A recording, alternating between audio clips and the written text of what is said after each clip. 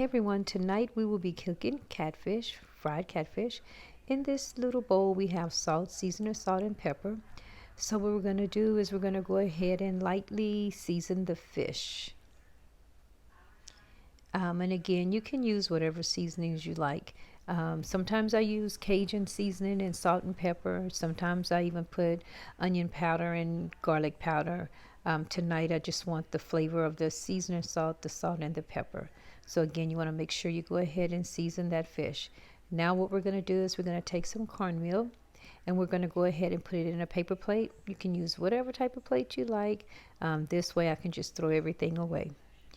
And then what we're going to do is we're going to take the remainder of the seasoning and we're just going to go ahead and mix it in with the cornmeal.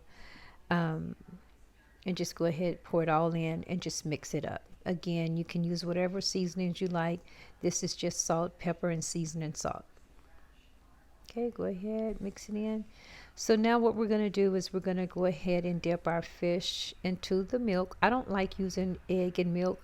I just like using the milk. You still get a nice crust with that.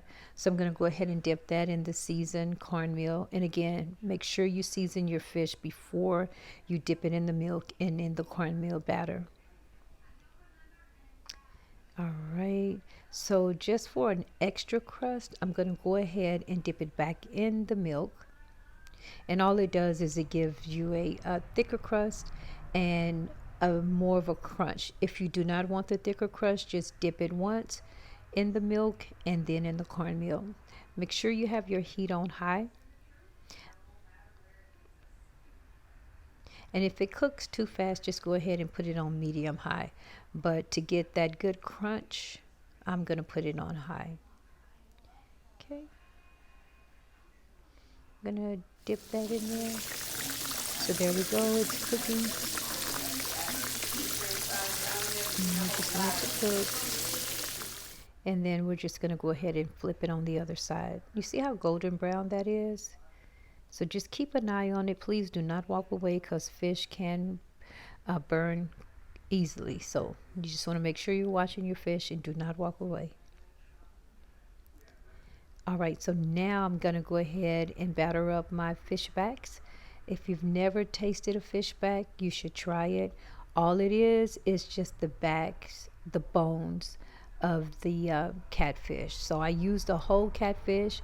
I went ahead and cut it up and I saved the back, which some people may call it the tail of the fish, but it's actually the bones. So the backbone.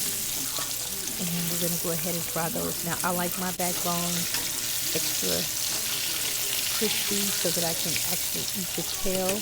And if you fry the bones hard enough, you can actually eat the bones. But if you've never done it before, try not, just don't do it. So I made some homemade French fries. I have them in another pot. So we're just going to go ahead and let that fish back cook a little bit longer. There we go. All right, just going to go ahead and move it around. And then we're going to go ahead and start removing the fish backs out. Just kind of, well, we're just going to stick that back in there. Yeah, they're about ready. Here's the remainder of the French fries. These are homemade French fries. So we are done. We have our fish, fries, and a salad. Guess what? Dinner is served.